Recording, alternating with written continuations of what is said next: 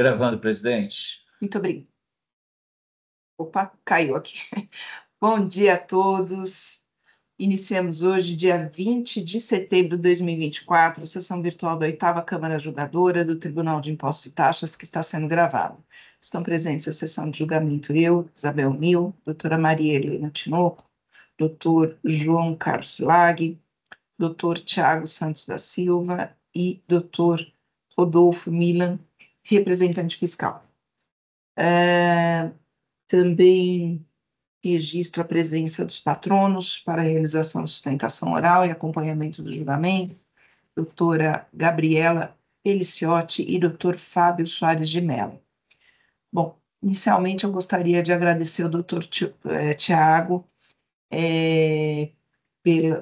por atender aqui a substituição do doutor Flávio, que estará conosco aí. Doutor Tiago estará conosco nas próximas semanas. Obrigada, doutor Tiago, seja bem-vindo. E vamos lá. Bom, iniciando pelo processo 41.46.032, CBD, processo de relatoria do Dr. Selag, está presente a doutora Gabriela para a realização de sustentação oral. Bom dia, doutora. Nós temos hoje 3 processos aqui pautados da CBD. Então, se a doutora, aí de forma apenas para otimizar os trabalhos, se a doutora puder e quiser fazer uma sustentação oral, pontuando aí eventuais diferenças entre um processo e outro, fique à vontade, tá bem? Doutor Selag, com a palavra. Bom dia a todos, obrigado. Realmente os 3 processos são idênticos, tem pequenas alterações, na verdade, quanto ao andamento processual, porque 2 deles foram julgados pela mesma Câmara, então anteriormente, então esses tiveram o mesmo andamento, e o terceiro foi julgado por uma Câmara diferente, então a diferença foi que 2 deles, julgados pela mesma Câmara, tiveram 2 diligências, e o terceiro teve apenas uma diligência, mas são idênticos. Então, com relação ao relatar o processo com final 32, trata-se de recurso ordinário que foi interposto diante da decisão de primeira instância que julgou auto de infração procedente. A acusação é de crédito indevido do ICMS através da escrituração dos valores no livro registro de apuração, a título de ressarcimento do ICMS, de operação própria e de substituição tributária. Os créditos foram feitos sem que tenha sido observada a disciplina prevista na Portaria CAT 42 de 2018 e nem as condições previstas no regime especial 7.672 de 2015. Então, nesse processo de final 32, a segunda Câmara Julgadora decidiu pela conversão do julgamento em diligência à origem para que o auditor fiscal autuante se manifestasse sobre documentos anexados aos autos pela autuada e juntasse a notificação de que trata o artigo 6º, parágrafo 2º, item 2, do regime especial, referente ao mês de junho de 2020. E em uma nova sessão, a mesma segunda Câmara Julgadora entendeu que a diligência determinada não havia sido integralmente atendida pelo auditor fiscal e assim decidiu por uma nova conversão do julgamento para que fosse complementada a diligência. Uma vez atendida a segunda diligência, tendo as partes se manifestado, os autos retornaram para o julgamento, tendo sido redistribuídos no término do mandato, cabendo a mim relatar o processo e proferir o voto. Então, esse é o relatório. Obrigado. Doutora Gabriela, bom dia novamente. Com a palavra. Muito obrigada. Primeiramente, bom dia a todos. Sempre um prazer estar aqui nessa Câmara. Tentarei ser breve, apesar de estar falando dos 3 processos, como já muito bem adiantado pelo Dr. Kiselag. Eles são muito parecidos, o que difere são os estabelecimentos autuados e também aqui o andamento do processo. 2 foram julgados primeiro pela segunda Câmara, o outro foi julgado por uma outra Câmara, mas ambas entenderam que, com certeza, essa autuação ela tinha problemas. Isso porque, como também já adiantado, tratam-se de processos, créditos, né, oriundos de requerimento de ressarcimento, onde já no âmbito da CAD 42 foram apresentados os arquivos submetidos, né, modelo 1 e 3, onde há o controle desses créditos de entrada e saída de mercadoria. E a CAD 42, ela prevê um validador, onde se transmite esses arquivos, né, com a origem desses créditos, e aí tem uma pré-validação. Essa pré-validação de arquivos, ela só verifica se está tudo no layout correto, se está no formato correto, e o problema dessa autuação é que, por não estar num layout correto, teoricamente, a autuação ela foi lavrada. O que ocorre? A recorrente, ela tem um regime especial, tinha, né, com o Estado de São Paulo, onde, para apresentar esses requerimentos já no âmbito da CAD 42, ela apresenta uma garantia no valor de 1,5 do montante, né, do crédito pleiteado, tudo para que, após a pré-validação, essa validação feita no início, seja garantidos esses créditos para que, né, no período onde a fiscalização pode analisar esses créditos com profundidade, passando aí da fase de layout, esses débitos são garantidos e eventual problema de layout ou de origem do crédito, a requerente deve ser intimada, conforme inclusive está previsto no regime especial. Então, as 3 autuações, elas se deram porque essa pré-validação não aceitou o arquivo. Então, ao invés de ter sido intimada a apresentar, a tentarem resolver esse problema de layout, foram lavrados os autos de infração. E, na nossa defesa administrativa, nós demonstramos que, a partir do momento que esse ajuste de layout, que aqui, na maioria das vezes, era um espaço a mais que tinha no final de uma das células, todos os 3 arquivos aqui tratados foram validados pelo sistema da CAD 42. Ou seja, esse problema de pré-validação foi superado quando reapresentados esses arquivos, quando se entendeu o problema. Então, bastava a fiscalização que estava garantida por um seguro-garantia num valor maior que o crédito pleiteado, fosse realmente diligente e em busca, né, da verdade material aqui, verificasse a validade desses créditos. Então, além disso, demonstrou-se que na parcela desse crédito de ressarcimento, há não só o ressarcimento CMST, como também uma parcela do próprio, e isso é reconhecida pela fiscalização também. Essa parcela do próprio, previsto no artigo 270 do Regulamento de São Paulo, ela não deve ser submetida, ela não tem que ser submetida às regras da portaria CAD 42. Ou seja, então essa parte nem teria o que se falar em problema de layout aqui. E mesmo assim, essa parte também foi glosada. Em todas as diligências, inclusive, provavelmente, né, com a devida vênia, a fiscalização, sabendo dessa, apesar de reconhecer, né, que realmente não deveria estar sujeita à CAD 42, sabendo dessa sensibilidade da autuação, ela não se manifesta, ela confunde os arquivos, que são de ressarcimento CMST, e não diz nada sobre o próprio. Então, as diligências realizadas, tanto as que tiveram 2 diligências, como a que teve uma só, em nenhum dos momentos a fiscalização disse especificamente sobre o controle de próprio que apresentamos nos autos. Além disso, também não falou sobre a validação a pré-validação do sistema de CAD 42. E aí eu convido vocês aqui para pensar comigo.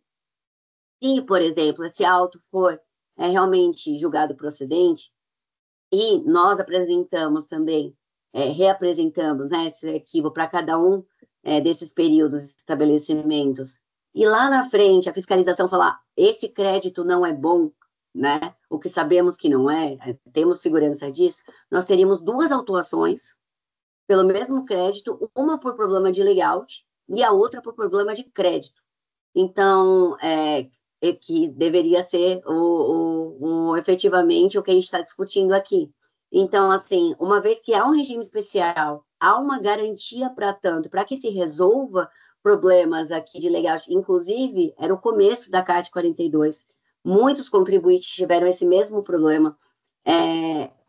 Não é algo fair com o contribuinte e também não é uma solução para a Fazenda. Tanto é que tivemos um caso agora na fase judicial, uma ação anulatória que foi julgada procedente, em que foram verificados todos esses pontos, foi realizada uma perícia e verificou-se que o crédito sim era bom, o problema era no layout, que ele foi resolvido, e essa sentença acabou semana passada, nosso primeiro caso de CAT 42, que chegou no judiciário, de ser confirmada pelo TJ. Então, assim, eu gostaria só de apresentar esses pontos aqui para vocês e também estou aqui disponível para eventual dúvida. Muito obrigada.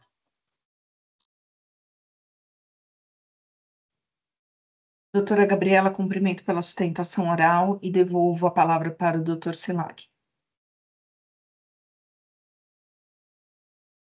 Obrigado, cumprimento a patrona pela sustentação, foi bem objetiva, abrangeu os principais pontos envolvidos na autuação e vou expor, então, o meu voto.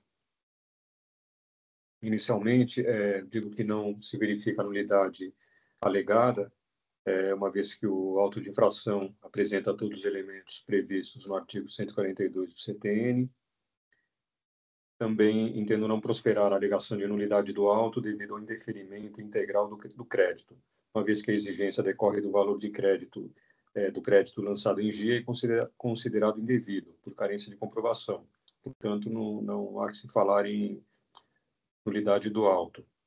E uma vez superadas as questões preliminares, eu ingresso no exame do mérito e digo que, diante da acusação que foi posta, não se discute aqui o direito de reaver o imposto pago de forma antecipada, seja a parcela do ICMS de substituição tributária, seja a parcela do ICMS próprio, quando não ocorrido o fato gerador presumido. Mas o que ocorre é que a recorrente descumpriu os requisitos previstos na Portaria CAT 42 de 2018 e no regime especial 7672 de 2015, para poder exercer o seu direito ao ressarcimento. Apesar de notificada e renotificada prestar informações e apresentar os arquivos correspondentes aos órgãos creditados em GIA a título de ressarcimento do ICMS, ST, a autuada não obteve êxito em apresentar arquivos digitais válidos. A própria contribuinte reconhece que os arquivos por ela encaminhados foram recusados pela Secretaria da Fazenda por não terem sido validados pelo sistema fazendário. Como é disso, os arquivos magnéticos transmitidos em desconformidade com o prescrito na portaria CAT no regime especial impedem o seu processamento pelo sistema fazendário e, consequentemente, a sua análise pelo fisco. Destaca-se que o regime especial 7672 autoriza o ressarcimento do ICMS recolhido de forma antecipada, mediante a compensação com valor devido, nos termos do artigo 426-A do Regulamento do ICMS. Em decorrência da ausência de apresentação de arquivos válidos, a recorrente deixou de comprovar a origem do crédito registrado em GIA. E, em atenção ao determinado na letra A, item 2, parágrafo 2º, artigo 6º do regime especial citado, a interessada foi notificada a se manifestar ou a recolher o montante do valor de imposto acreditado em GIA, mas não validado no procedimento de fiscalização. Deixando de atender à notificação, a recorrente se sujeitou à glosa integral por meio da lavratura do presente auto de infração. Não cabe a alegação de que os erros contidos nos arquivos seriam pouco relevantes ou consistiriam em pequenos erros, e que, mesmo sendo considerados inválidos, os arquivos deveriam ser examinados pelo fisco. Eu digo que é irrelevante a quantidade ou o tipo de erros existentes no arquivo digital. Quando o arquivo é recusado pelo sistema devido às inconsistências encontradas, como ocorreu no presente caso, a rejeição é integral e não existe a hipótese de validação parcial dos dados contidos nos arquivos. Os arquivos magnéticos que não preenchem os requisitos legais, não se encontrando de acordo com o layout exigido, não podem ser processados pelo sistema da Fazenda. Desta forma, a entrega de arquivos inválidos equivale à ausência do encaminhamento dos mesmos. Ressalta-se que, apesar de notificada da rejeição dos arquivos transmitidos, em razão da sua invalidade, a autuada deixou de entregar novos arquivos por 18 meses e, ainda assim, voltou a encaminhar arquivos que já haviam sido rejeitados e, portanto, sabidamente inválidos, em atendimento à segunda notificação. Não prospera a alegação de que o auto também abarcaria valores lançados a título da parcela de ICMS próprio. É ônus do contribuinte apresentar a memória de cálculo conforme o layout previsto na legislação em arquivos digitais válidos. Ou deixar de encaminhar arquivos válidos, a recorrente infringiu a legislação, impedindo a análise dos cálculos pelo fisco e sujeitando-se a sanções legais. Salienta-se que a autuada, argumentando que teria sanado as irregularidades encontradas nos arquivos, encaminhou-os ao fisco, anexos à cópia de novos documentos, intempestivamente em sede recursal, postulando a sua análise pelo fisco. Ao deixar de apresentar arquivos digitais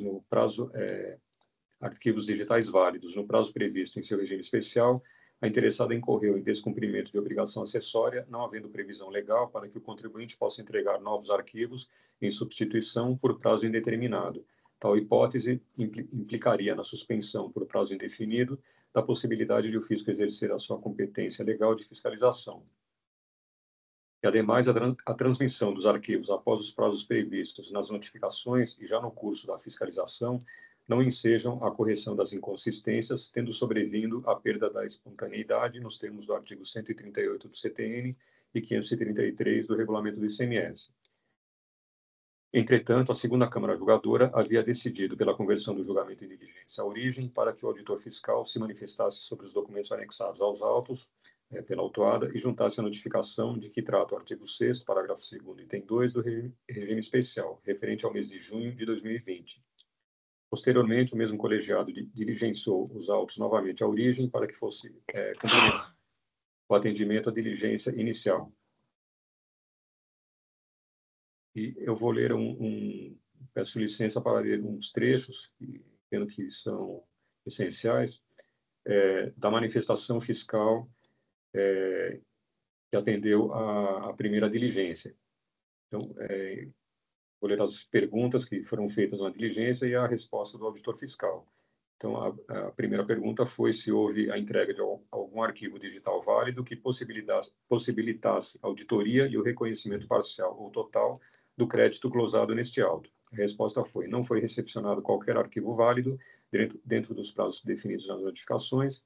A glosa dos créditos deu-se pela falta do cumprimento das obrigações acessórias tendentes a comprovar os créditos lançados. O fisco deveria se manifestar. Outra pergunta: o fisco deveria se manifestar sobre a memória de cálculo apresentada para justificar o direito ao crédito da operação própria do substituto tributário, considerando que a recorrente alega ter sido apresentada ainda durante a fase de fiscalização e não considerada, devendo se manifestar também sobre a alegação, desculpa, não é uma pergunta, é uma determinação da diligência, e devendo se manifestar também sobre a alegação da recorrente de que o direito ao crédito, nos termos do artigo 271 do regulamento, independe do cumprimento da disciplina da Portaria CAT 42 de 2018.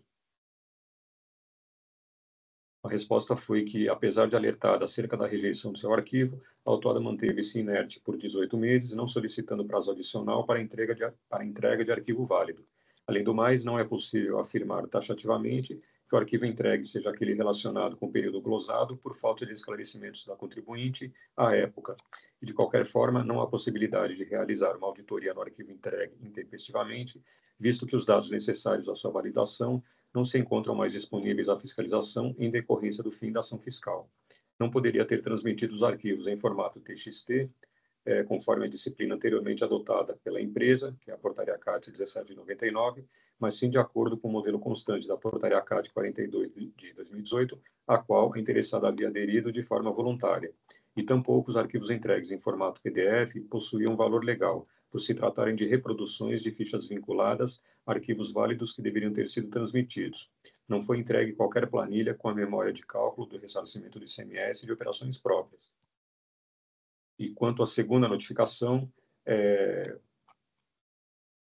o auditor fiscal assim se manifestou. O acolhimento do arquivo magnético noticiado pela recorrente de fato é referente ao ICMS ST glosado.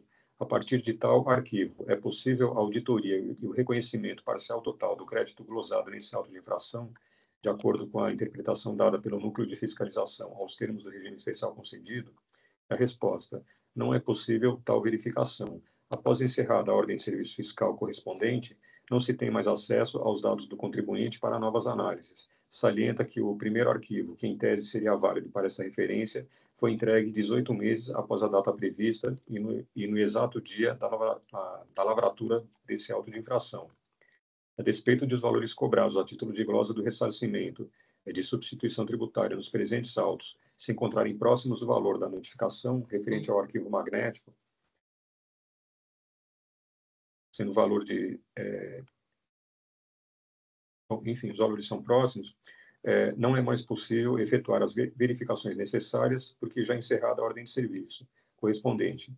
Assim, o fisco não tem mais acesso aos dados do contribuinte para novas análises e seria necessário emitir uma nova ordem de serviço e abrir nova fiscalização para tal verificação. Foi solicitado ainda ao auditor fiscal a manifestação objetiva quanto à memória de cálculo apresentada para justificar o direito ao crédito da operação própria do substituto tributário, considera uma série de considerações. A resposta foi de que a notificação não foi cumprida, não tendo sido entregue arquivo válido e os arquivos encaminhados em formato PDF não possuem qualquer valor legal, porque decorrem de arquivos válidos, porém não são autônomos. Ainda com relação à composição de utilização do ressarcimento, esta não é a planilha com o cálculo do ressarcimento de ICMS próprio, mas apresenta a forma como a contribuinte utilizou em seu favor os créditos de ressarcimento. Enfim, eu passo a falar. Então, conclui-se que a autuada deixou de cumprir os requisitos previstos no regime especial que lhe foi concedido relativamente ao ressarcimento com compensação referente ao valor devido nos termos do artigo 426-A do regulamento.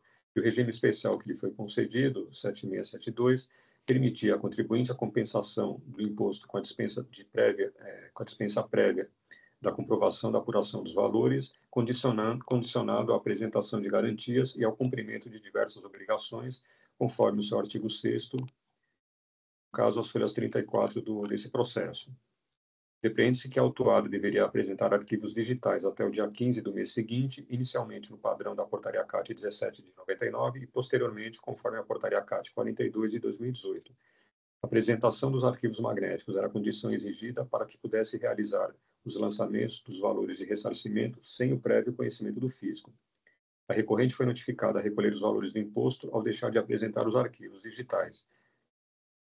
Conforme a notificação, já mencionado, os arquivos pertinentes ao mês de junho de 2020 não só foram transmitidos apenas em 8 de dezembro de 2021, extemporaneamente, como foram recusados no processo de validação. Com a recusa do arquivo digital, a contribuinte deveria ter procedido à correção do mesmo para encaminhá-lo novamente, desta vez apto à validação. Somente assim poderia aproveitar os créditos. Não cabe ao fisco examinar os arquivos inválidos e identificar os seus erros, para então fazer os devidos ajustes. Tal procedimento incumbe ao contribuinte. Portanto, não poderia a recorrente ter procedido ao ressarcimento do imposto e se creditado. A infração restou caracterizada e comprovada. Observa-se ainda que o regime especial prevê a obrigação de os valores eventualmente discutidos em âmbito administrativo ou judicial, em decorrência da lavratura de auto de infração, reclamando valores ressarcidos nos termos do regime concedido, sejam objeto de depósito administrativo, tanto na garantia da modalidade seguro, quanto na modalidade de fiança bancária, nos termos dos itens 3 e 4 do parágrafo 1º, dos artigos 3º e 4, com igual redação. E no que tange a esta questão, a recorrente juntou às folhas tais o mandado de segurança civil, garantias, em que pede que a Secretaria da Fazenda se abstenha de exigir a constituição de depósito administrativo devido à liquidação antecipada por meio de 13 apólices de seguro-garantia apresentados em sede de regime especial, especialmente quanto os determinados autos de infração, entre os quais se encontra o presente auto. Na verdade, os 3 autos de infração discutidos nessa sessão encontram-se entre essas 13 apólices de seguro-garantia. Foram anexados outros documentos pertinentes ao processo judicial que teve decisão transitada em julgado. Conforme despacho da Procuradoria-Geral do Estado, as apólices não podem ser liquidadas enquanto o crédito tributário estiver suspenso, ou seja, enquanto não houver o lançamento definitivo, não é possível haver a liquidação antecipada das apólices. O despacho de folhas tais, o núcleo fiscal de cobrança da Delegacia Regional Tributária TRTC2, a qual está vinculada a empresa, reconheceu que os autos de infração, entre os quais se encontram esses 3 autos de infração, seguem em discussão no contencioso administrativo, sendo que a ação judicial não discute a exigibilidade do auto, mas permite o uso de seguro-garantia no lugar do depósito administrativo. Assim, caso a exigibilidade seja mantida no âmbito administrativo, o débito poderá ser assegurado pelo seguro. Ponderou que, para os autos de infração referenciados, a exigência das multas e juros se encontravam afastadas, devido às apólices de seguro. Nesse sentido, encaminhou os autos à Procuradoria-Geral do Estado para que fossem incluídas nos respectivos autos as apólices de seguro, os cálculos de suficiência dos valores e as datas em que o crédito estava assegurado. O Núcleo Fiscal de Cobrança da DRTC2 emitiu o despacho de encaminhamento de folhas tais, o qual apresenta para os autos de infração que seguem em discussão no contexto administrativo, entre os quais presente auto, os valores do seguro-garantia do crédito tributário, a data de vigência e a condição de suficiência ou não da apólice de seguro. Constata-se que para todos esses autos de infração, a condição do seguro-garantia é de insuficiência, verificando-se que o valor da apólice corresponde a apenas uma fração do respectivo crédito tributário exigido. Portanto, diante da insuficiência do seguro-garantia apresentado, permanece a exigência da multa e dos juros aplicados para esses autos de infração. E, finalizando, não cabe a discussão com relação à adequação da atualização do valor da base de cálculo das multas, matéria que já se encontra simulada nesse tribunal, conforme a súmula número 13. Assim, diante de todo o exposto, eu conheço do recurso ordinário e nego-lhe provimento. Esse é o meu voto.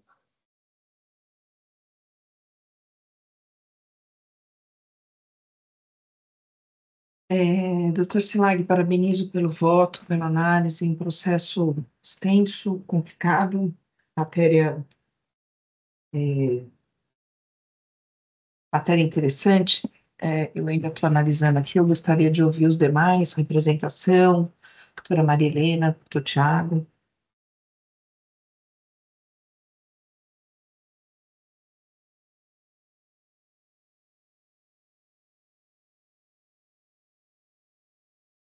Representação vai falar antes? Não. Bom dia Como a achar todos. melhor. Eu posso falar. Primeiramente, gostaria de parabenizar a doutora Gabriela pela objetividade e assertividade na sustentação oral, ao doutor Silag por, de forma bastante diligente, né, trazer todos os argumentos do contribuinte, rebatê-los no seu posicionamento, na fundamentação do seu voto. Então, parabenizo mais uma vez pelo esforço em oferecer a melhor decisão dentro do que o contribuinte propôs para ser argumentado no processo. Eu gostaria de ressaltar alguns pontos que fazem referência ao que está na portaria CAT 42/2018, né? Então, trazendo só uma citação das folhas 20 do processo, que é o relatório circunstanciado, o auditor fiscal diz o seguinte, que o contribuinte foi notificado, né, então, citando as palavras, desta forma, o contribuinte foi notificado a apresentar as cópias das notificações onde constem os códigos dos vistos eletrônicos que confirmam o acolhimento necessário. Em resposta, o contribuinte informou que não possui tais notificações, uma vez que os arquivos enviados não passaram pelo crivo da etapa de pós-validação, né? Então, o que diz lá o artigo 3º da portaria CAT? Na fase de pré-validação, são avaliados principalmente as questões referentes ao layout, né? Contudo, na fase pós-validação, que é a que o contribuinte diz não ter sido validados os arquivos dele, são feitas, entre outras, as seguintes verificações: a abrangência da totalidade das informações exigidas de acordo com o estabelecido pela essa portaria, da integridade das informações dos lançamentos nos registros do arquivo digital, da consistência dos valores declarados com as demais informações existentes no conjunto de registro de arquivo digital, da consistência dos dados contidos no arquivo digital com demais registros eletrônicos, enfim, são 8 alíneas ali, por assim dizer, que dizem muito mais do que meras inconsistências de layout, né? Elas trazem informações sobre, por exemplo, a abrangência da totalidade das informações dos arquivos. O que acontece?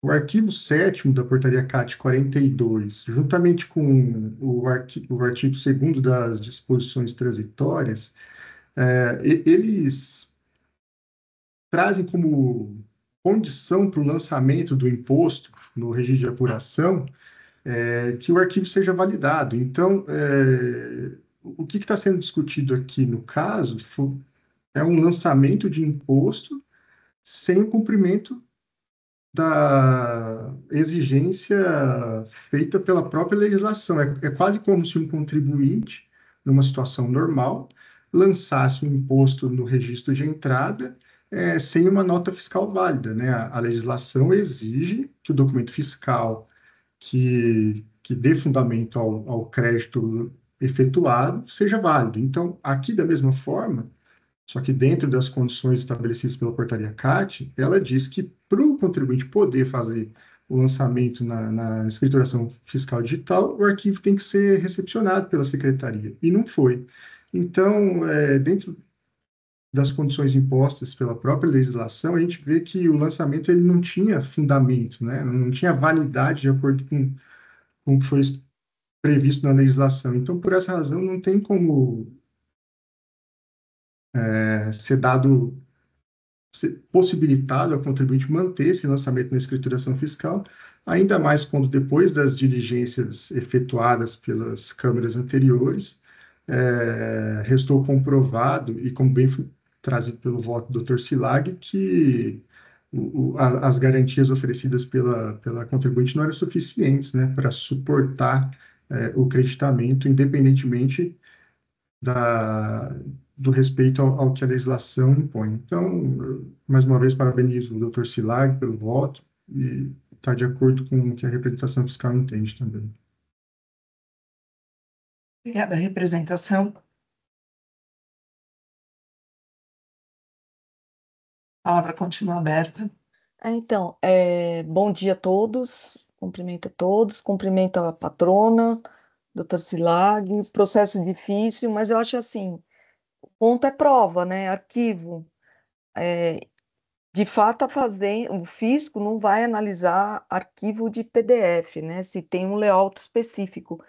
Então, a despeito da argumentação da patrona, eu acho difícil a prova ser feita nesse caso, né? Já passou até por outras câmaras, então eu estou bem. É difícil de ter um argumento para justificar, ainda que tenha tido erro, mas se não tem um arquivo no layout que o fisco, dificilmente o fiscal vai analisar. Então, eu acho que nesse caso não tem muito. Na esfera administrativa não tem muita outra saída, não. É isso que eu estou vendo, senhora presidente. Obrigada, doutora Maria Helena.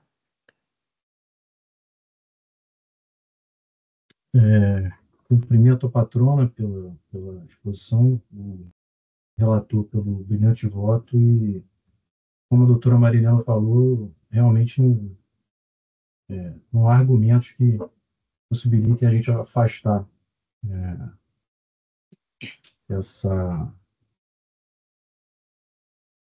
o auto de infração constituído, né? Por isso eu concordo integralmente com o relator. Obrigada, doutor Tiago. Bom,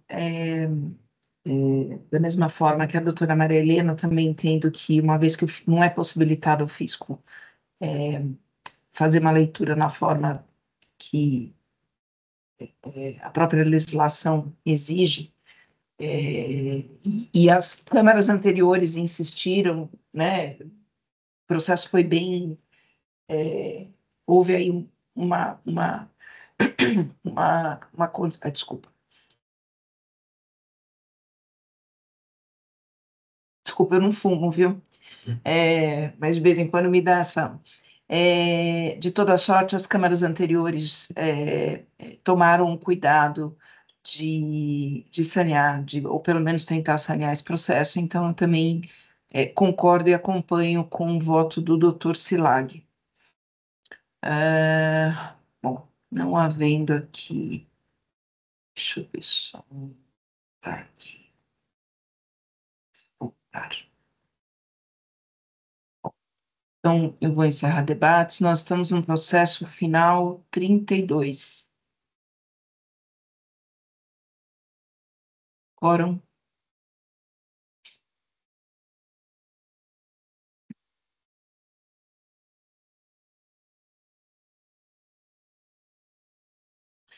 Em votação. Desculpa, doutor Silago, só uma pergunta. Não tem Selic no caso aqui, não, né?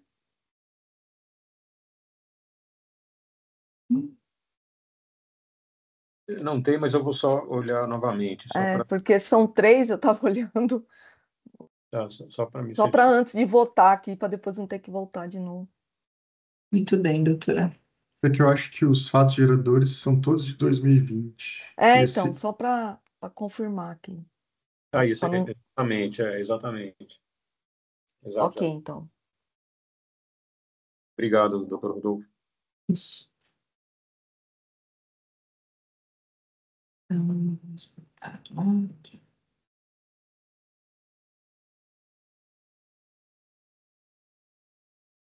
Bom, então, o processo 41.46.032, o recurso ordinário foi conhecido e não provido. Essa é a votação desse. Encerrar o julgamento.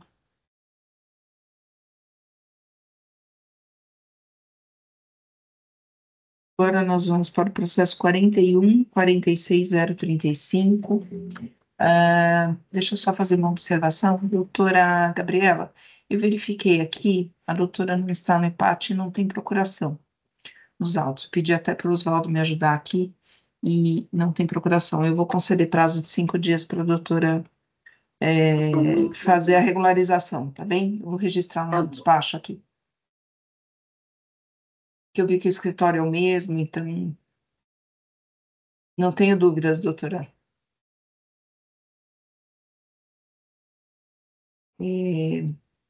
Só um minutinho, doutor Silag, deixa eu só fazer o registro aqui. Doutora Gabriela.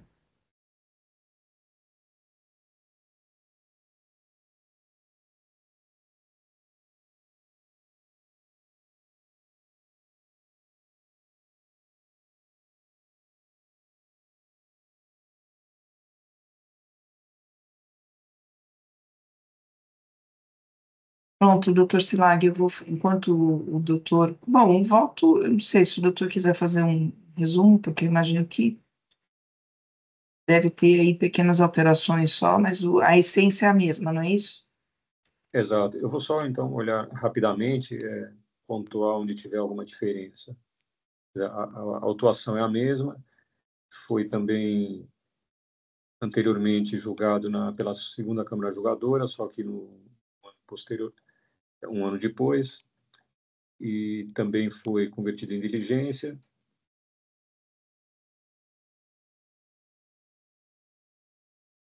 As mesmas alegações preliminares, as alegações com relação ao mérito são as mesmas.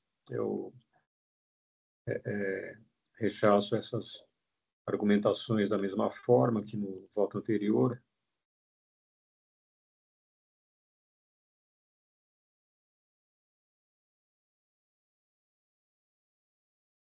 Com relação ao voto anterior, o mês examinado era o mês de junho de 2020.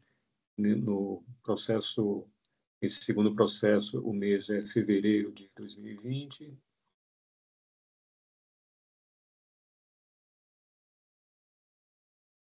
Agora, eu vejo que as perguntas que foram feitas na diligência são as mesmas e, portanto, do processo anterior, portanto, receberam as mesmas respostas do auditor fiscal.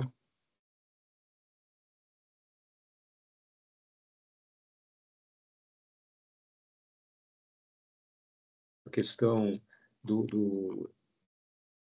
e com relação ao seguro garantia, né, como eu já havia antecipado no outro voto, os três processos em discussão hoje se enquadram na mesma situação, ou seja, todos eles tinham seguro garantia, porém com valor insuficiente.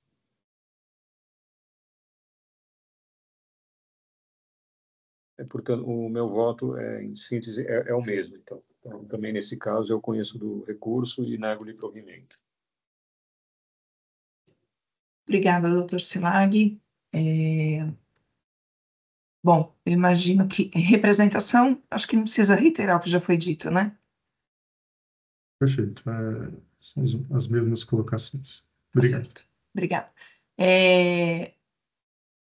Bom, os demais, acho que também não preciso perguntar. Todos na mesma, na mesma, no mesmo sentido. Então, não conhecido e não provido. Muito bem, já está registrado, então eu vou encerrar debates. Quórum. Esse também não tem Selic. Não, também não. Sim. Também foi. O fato gerador é de 2020 também. Em votação.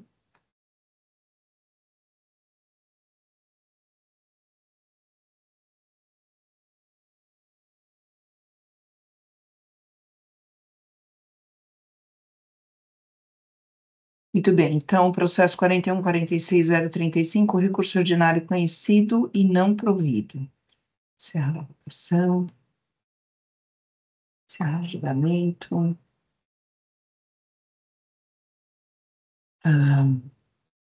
Vamos lá, agora o processo 41.46.040,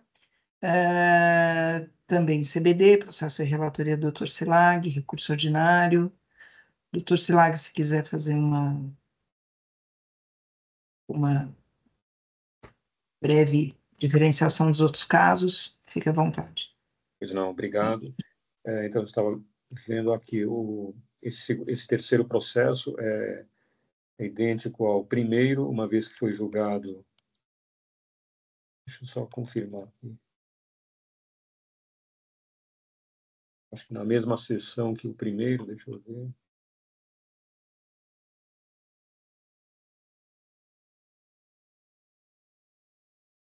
Desculpe, não foi na mesma sessão, mas foi pela mesma Câmara, também houve duas diligências. A diferença é que o primeiro referente a um outro mês, quer dizer, o primeiro foi junho de 2020, o segundo foi fevereiro de 2020 e esse terceiro é referente a julho de 2020. Mas o objeto da diligência, as perguntas dirigidas ao auditor fiscal foram as mesmas, receberam as mesmas respostas e, portanto, com relação ao seguro-garantia, como já adiantado, a mesma situação, portanto, o meu voto é praticamente idêntico ao primeiro e muito semelhante ao segundo.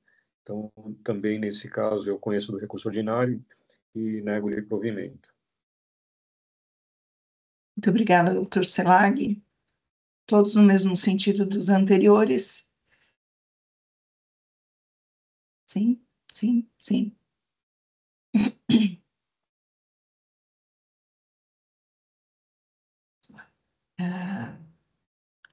Sustentação já está gravada. Acho que precisa só registrar, doutor Silag. Sim, eu já estou registrando.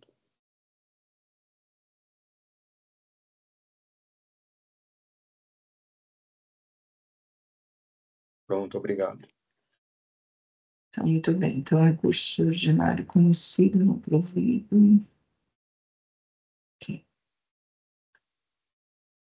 Vou encerrar debates. Fórum.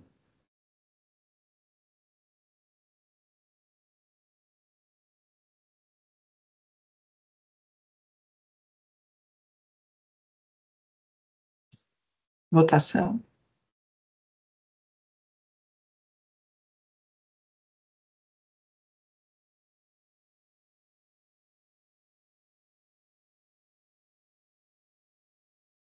Muito bem, então o processo 41.46.040, o recurso ordinário foi conhecido e não provido. Esse é o resultado, doutora Gabriela, os três foram, já foram votados, registrados aqui no sistema, tá bem? Muito obrigada. Obrigada, viu, doutora?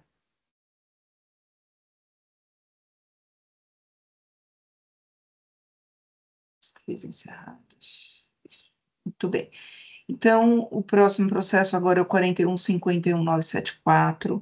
Claro, processo de relatoria da doutora Maria Helena, é um recurso ordinário. Está presente o doutor Fábio. Bom dia, doutor Fábio.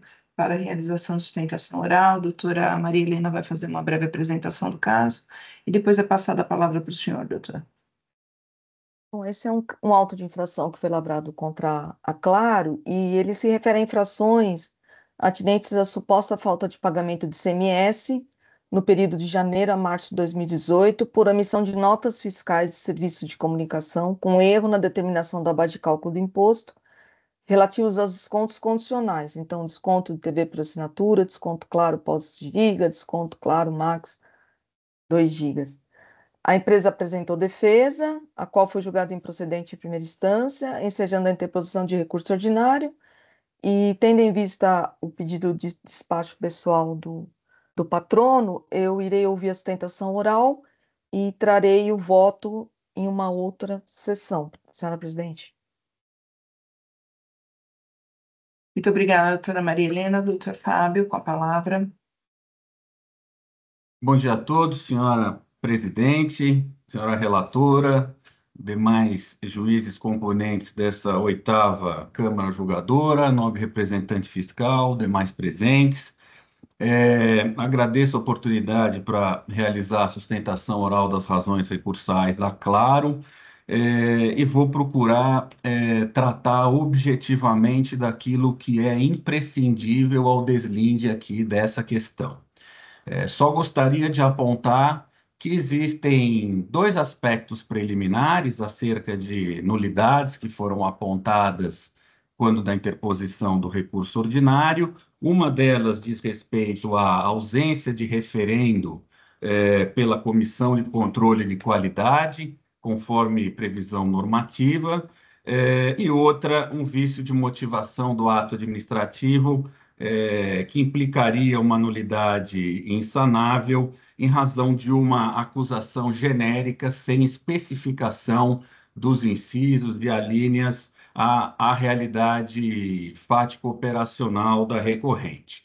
Na eventual hipótese de manutenção da acusação, também, obviamente, se pleiteia a alteração do índice de juros estabelecidos pelo Estado de São Paulo pela aplicação da taxa Selic. Esses pontos são pontos periféricos.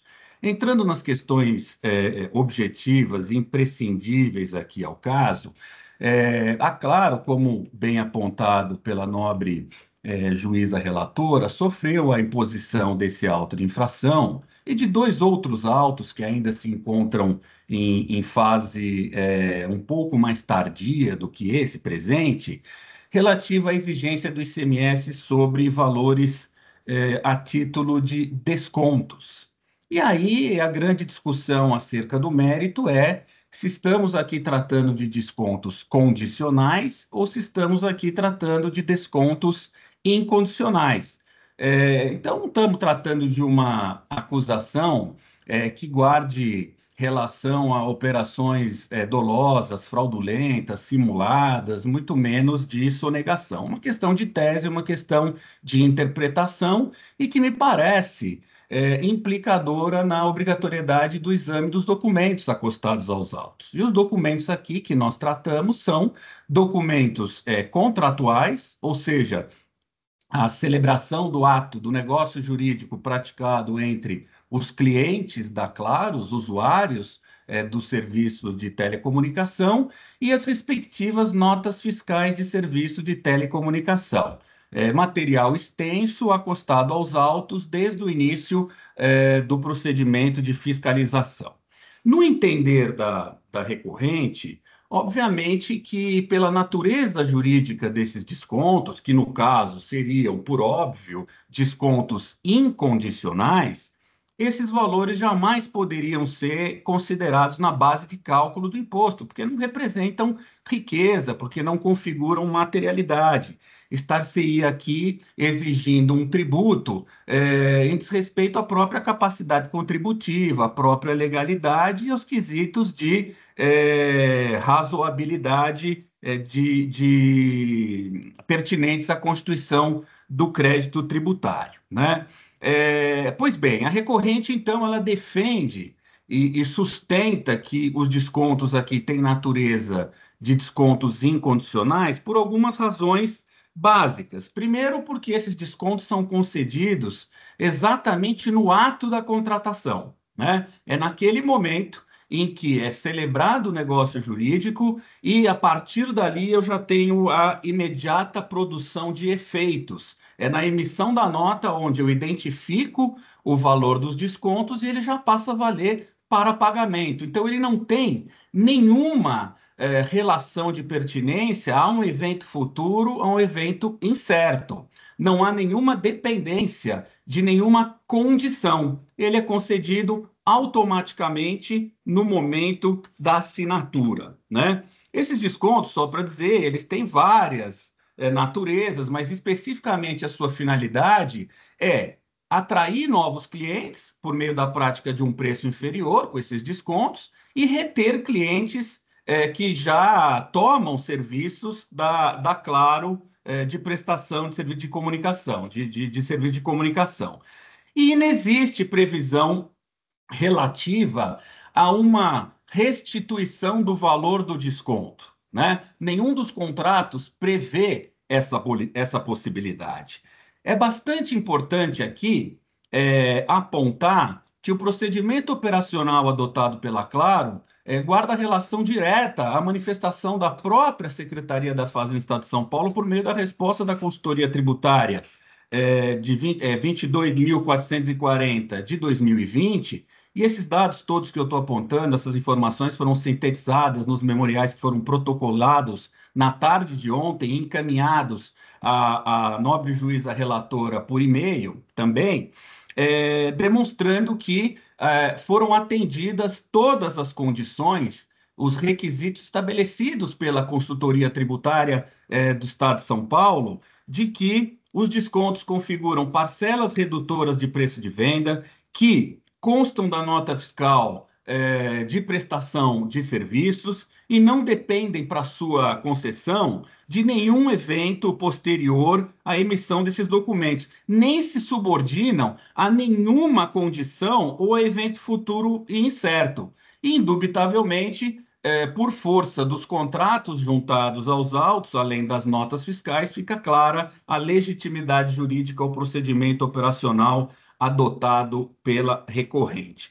Também aqui, em descompasso, né, aquilo que é sustentado pela Fazenda Pública do Estado, há uma absoluta ausência de relação jurídica e material entre os descontos concedidos e penalidades por eventual rescisão contratual. Não há nenhuma relação de pertinência entre essas duas situações jurídicas distintas. Eu procurei nos memoriais, e a nobre juíza presidente dessa Câmara sabe que eu costumo examinar decisões sempre da Câmara, e, se possível, decisões da relatoria, e identifiquei aqui um processo administrativo tributário relativo a um auto de infração número 4.073.5448, de maio de 2021, onde a nobre juíza presidente dessa Câmara, com um voto de preferência, era um caso de relatoria do juiz doutor Faisal Yunis Júnior, que abordou precisamente um caso de descontos, entendeu, pela análise documental daquele processo, pela natureza jurídica dos descontos como descontos incondicionados para afastar a exigência, voto que foi acompanhado, de uma maneira geral, pela nobre juíza presidente dessa Câmara Julgadora, à época, mas também com algumas considerações no seu voto de preferência. Acho importante mencionar, porque é um tema de conhecimento e que adotou premissas naquela época relativas à tese, mas especialmente à comprovação material da sustentação daquela tese, né? Um outro ponto que eu gostaria de trazer, e esse ponto ele também é sensível, porque não foi trazido à época nem da defesa em sede de primeira instância, nem da interposição do recurso ordinário, e eu aqui reputei como um tema que configuraria um fato superveniente, até porque promovia a juntada de alguns documentos agora nos memoriais, e que, caso vossas senhorias entendam pela manutenção do auto, ou caso vossas senhorias entendam pela não caracterização dos descontos como de natureza incondicional, se mostraria importante uma eventual conversão do julgamento em diligência para que o autor do feito se manifestasse acerca desse aspecto que diz respeito à falta de liquidez e de certeza na constituição do crédito tributário. Por quê? Por algumas razões simples. Identificamos três circunstâncias em que foram considerados valores não exatamente a descontos, mas a valores redutores da cobrança efetuada pela recorrente aos seus clientes em razão de natureza de situações fáticas distintas. A primeira delas é aquilo que a gente chama débito automático.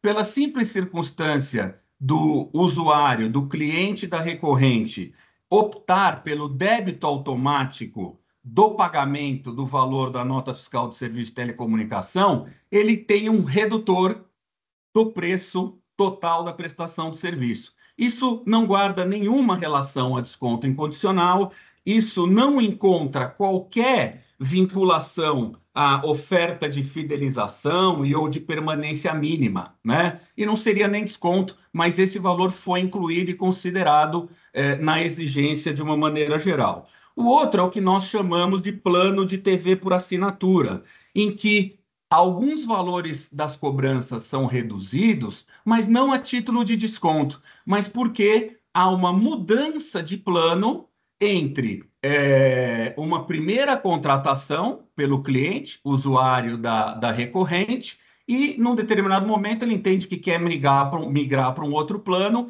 e esse outro plano passa a ter um outro valor, e eu vou lá, pro rata, estabelecer a cobrança daquele primeiro plano, daquela mensalidade. Isso acaba trazendo lançamentos aí negativos de redução.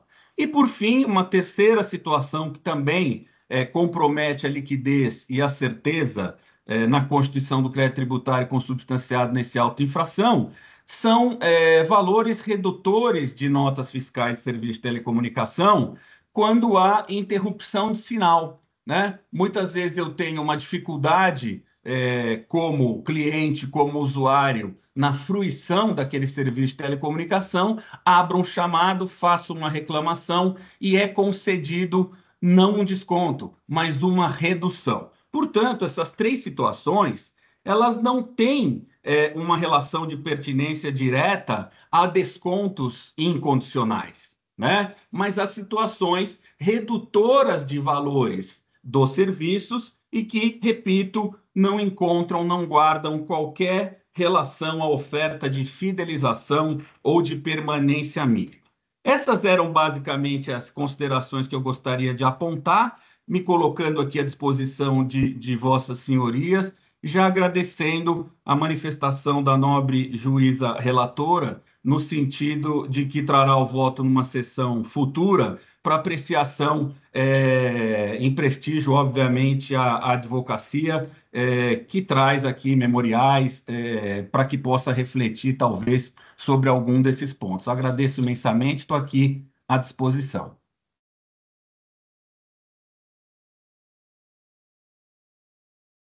Doutor Fábio, parabenizo pela sustentação oral. Não escapa nada, hein, doutor Fábio? Não escapa nada. Doutora Maria Helena. Eu parabenizo também, como sempre, muito eloquente. E eu vou trazer na próxima sessão, doutora. Eu não trouxe o voto exatamente por conta do pedido de despacho pessoal e por conta dos memoriais juntados, eu vou pautar uma próxima sessão. Obrigada, viu, doutora Maria Helena? Doutor Fábio, o processo é o 41000335, né? É 4. Qual? O do O voto que o de doutor você? mencionou, que o doutor É, mencionou. ele é o.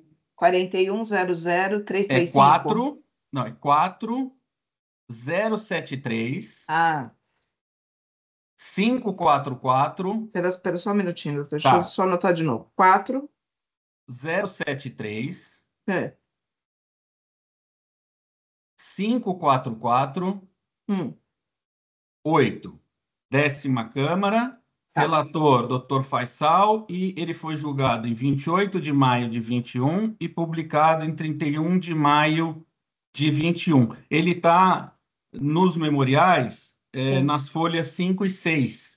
Eu eu não, me, não le- sei quais são as folhas do processo em si.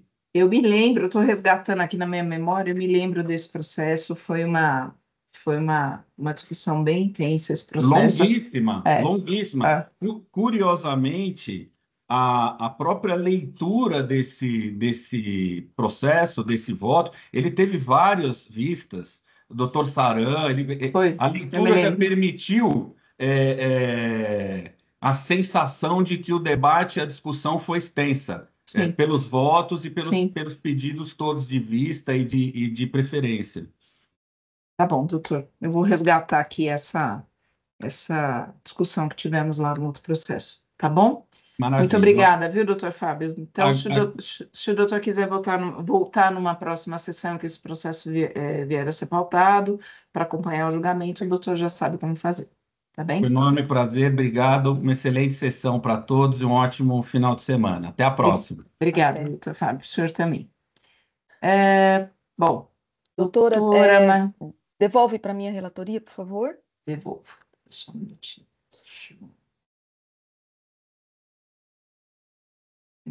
Travada, sustentação do doutor Fábio, devolver.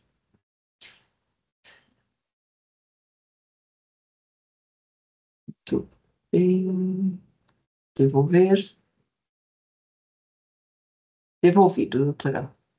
Então, nós vamos agora para o processo 41.50.848, CAF Brasil, processo em relatoria do Dr. Silag. É um recurso ordinário, tem uma vista da doutora Maria Helena e não temos inscritos para sustentação oral. Então, me parece que esse voto foi lido na sessão anterior. Se a doutora Maria Helena quiser iniciar, a doutora Milena está acompanhando. Ô, Bom doutora dia, Milena, doutores. Eu vou desculpa. somente acompanhar o julgamento no dia de hoje. Eu já realizei a sustentação oral em sessão anterior. Ah, doutora Milena não estava aqui na minha lista, então desculpa, eu não anunciei. Então, Imagina. doutora Milena Santos está presente para acompanhar o julgamento. Então, doutora Maria Helena, se quiser fazer a apresentação da sua vista, porque acho que o doutor Silag já leu o voto na sessão anterior. Esse caso é um caso de transferência de bens entre estabelecimentos do mesmo titular. No caso, o doutor Silag, ele votou pela negativa, né, de provimento, ele conheceu, mas julgou negativa, e na época eu pedi vista porque eu tenho um entendimento diferente. Se a doutora puder abrir, acho que já está aberto, né? Só para eu colocar meu voto vista, para todo mundo acompanhar, é curtinho.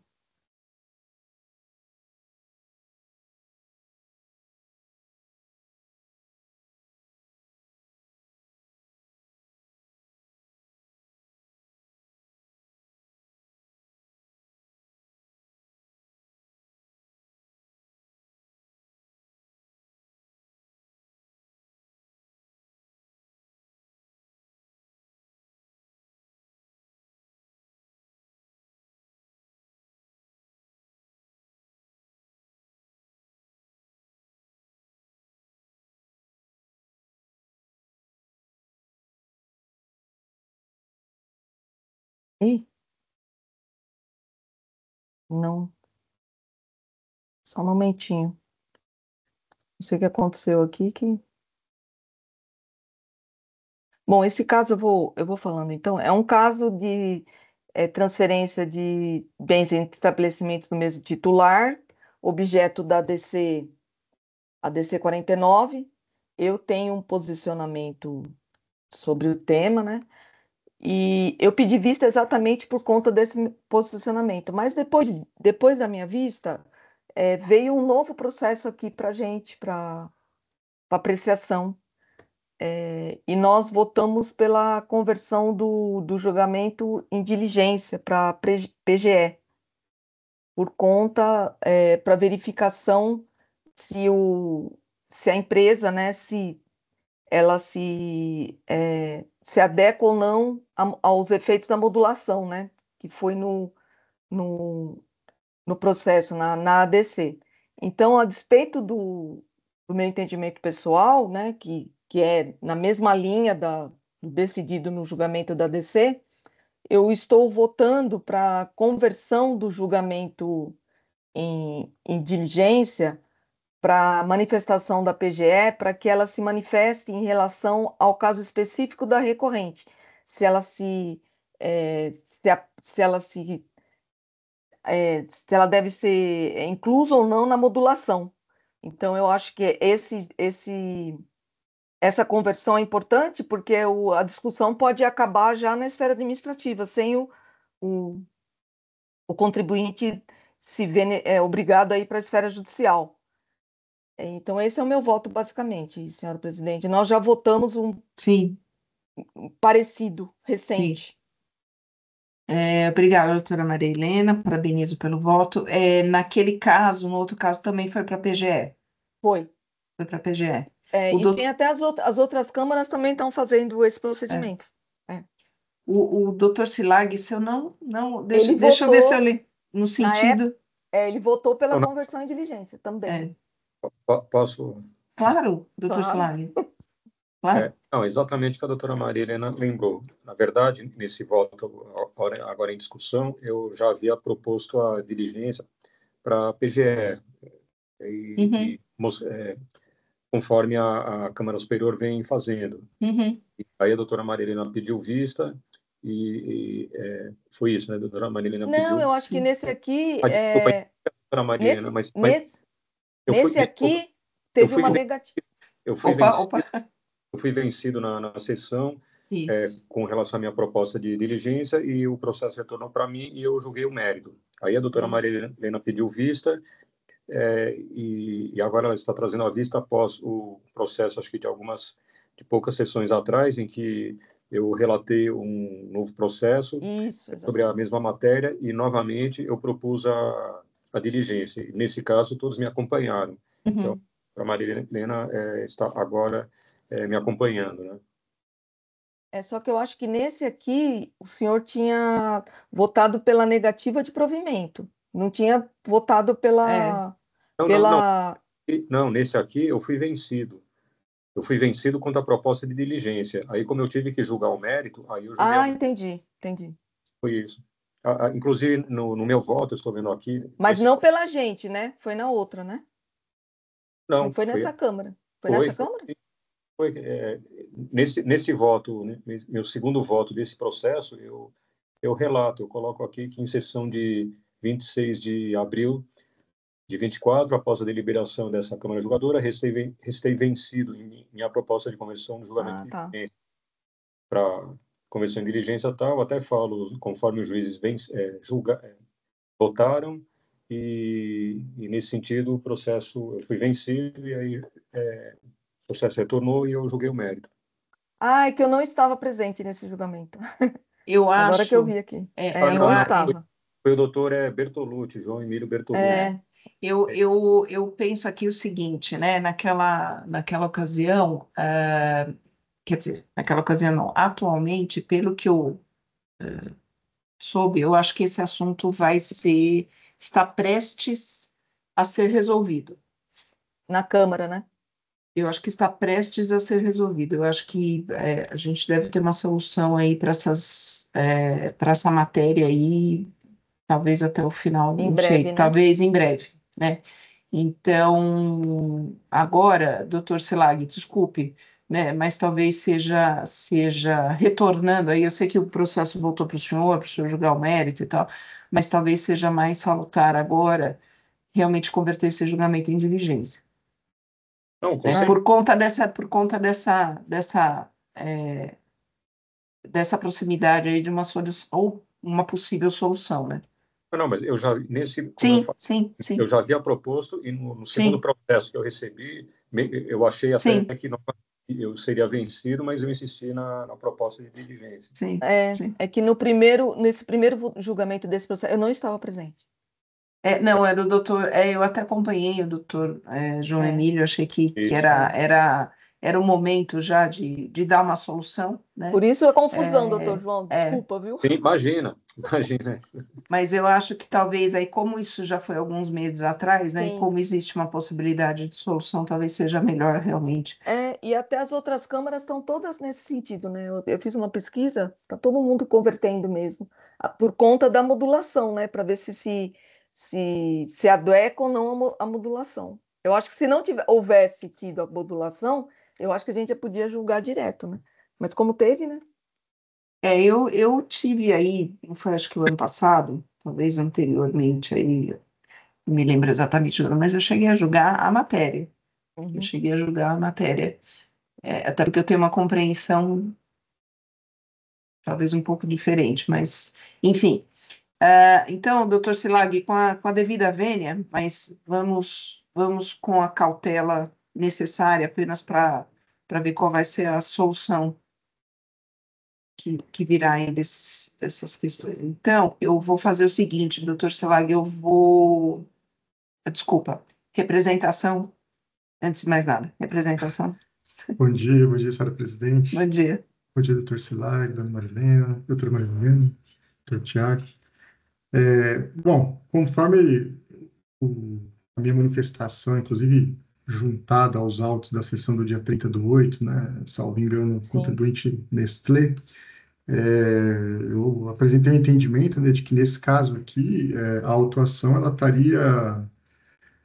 teria passado de forma safra, vamos dizer assim, em relação à modulação de efeitos, né, porque no julgamento da ADC é dito que somente deixaria de incidir o ICMS nas transferências entre estabelecimentos dos mesmos contribuintes a partir de janeiro de 2024, né? Então, aqui a gente está tratando de fatos geradores de janeiro a dezembro de 2019.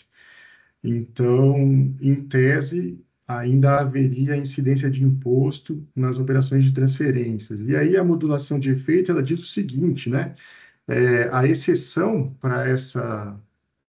para o momento em que passaria a incidir o imposto seria para os casos em que os processos estivessem em julgamento, né, ou pendente de decisão até a data da publicação da ata da decisão de mérito da ADC 49, que ocorreu em 29/4/2021.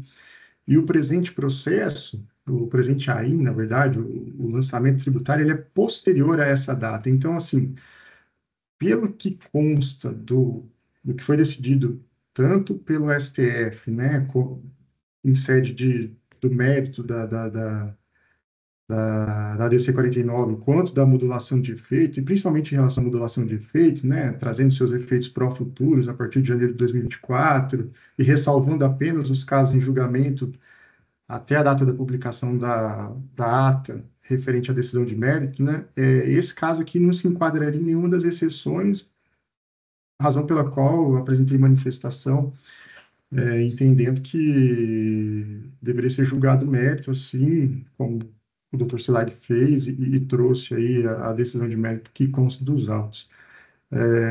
Porém, posteriormente, naquela sessão de 30/8, o doutor Silag apresentou uma manifestação ou julgados, né, da Câmara Superior, aparentemente com um entendimento diverso, e que foi o que fundamentou a conversão dos autos em diligência naquela ocasião. Então, como eu sei que meu posicionamento é vencido aqui na Câmara, porque a gente enfrentou matéria idêntica em 30/8, só para ressalvar os mesmos pontos, mas não vou juntar a manifestação por escrito, porque eu acho que não convém.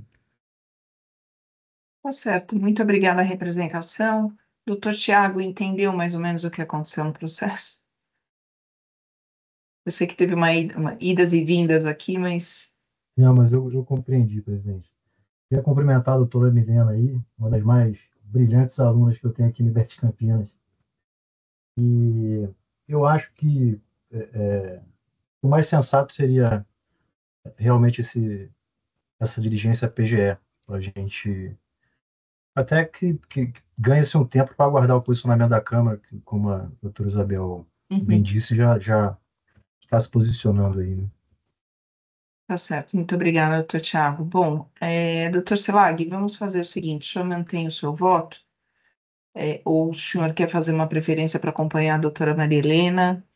O que o senhor prefere? O senhor como relator.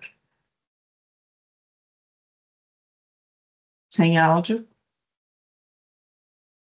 Desculpa, eu vou fazer uma preferência para reformular o Tá, voto. tá certo.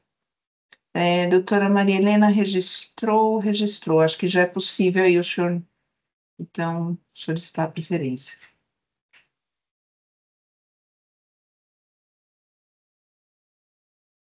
Ainda não está habilitado para. Desculpa, eu preciso confirmar. Não, aqui aparece para mim modificar o voto do relator, é isso, né?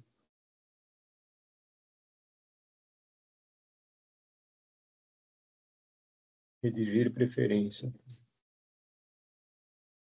Aqui já aparece em andamento, Sim, eu vou redigir a preferência. tá?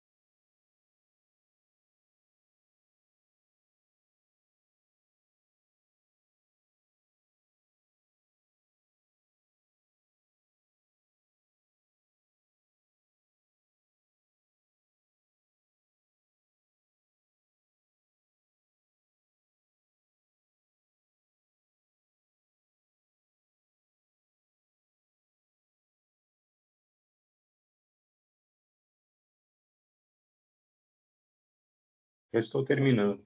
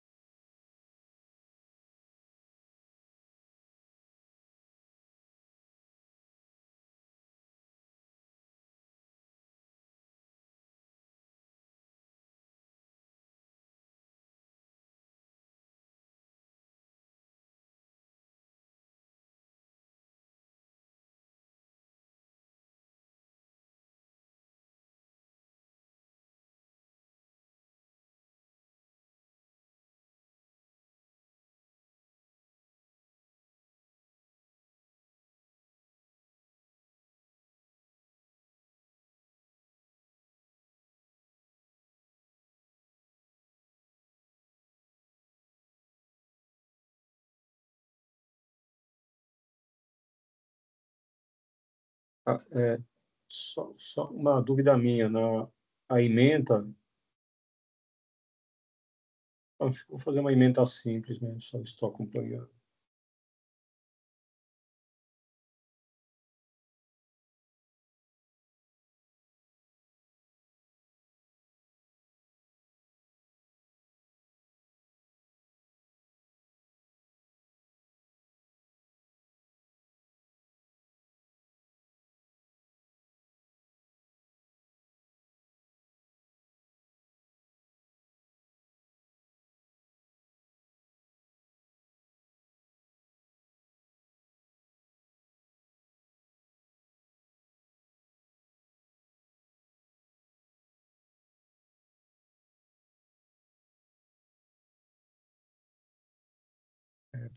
Posso ler meu voto?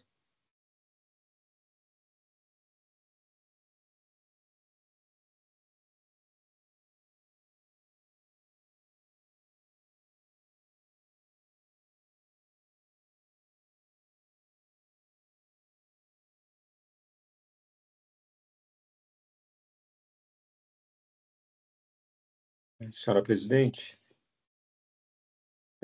posso ler o meu voto? Desculpa, eu pensei que o senhor tinha. Desculpa, o áudio estava desligado. Pode, claro. Em virtude do voto visto apresentado pela ilustre juíza doutora Maria Helena, pela conversão do julgamento em diligência à PGE, reformulo meu voto para acompanhá-la. Ressalto que, desta forma, voto no sentido do meu voto inicialmente apresentado nessa Câmara Julgadora, na sessão de 26 de abril de 2024, em que restei vencido quanto a esta mesma proposta de diligência. Assim, apenas em razão da superação da minha proposta de diligência naquela ocasião, é que prossegui no exame do mérito.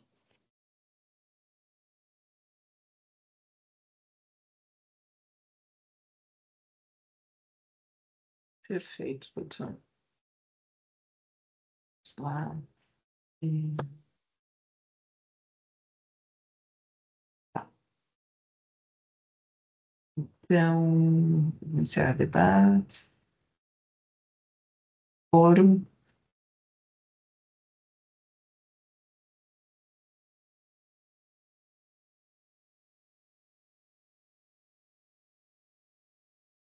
Em votação.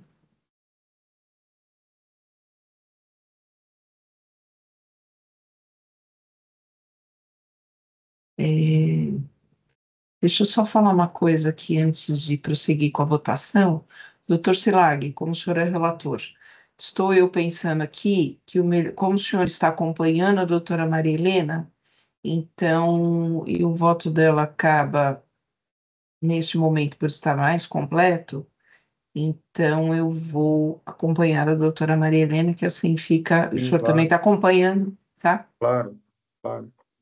É só por uma questão aqui de registro, né? Não, sim, sim. Não, porque o meu voto anterior, na verdade, é o do julgamento do mérito. Sim, sim.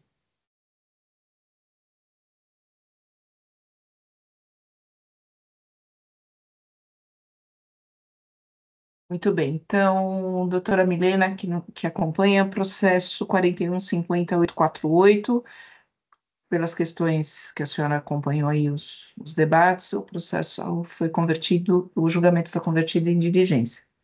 Tá bem? Perfeito, muito obrigada a todos. Obrigada, doutor Tiago. Tchau, tchau, um bom dia. Obrigada, doutora, para a doutora também. Bom dia. Encerrar a votação. Então, pronto. Muito, muito bem.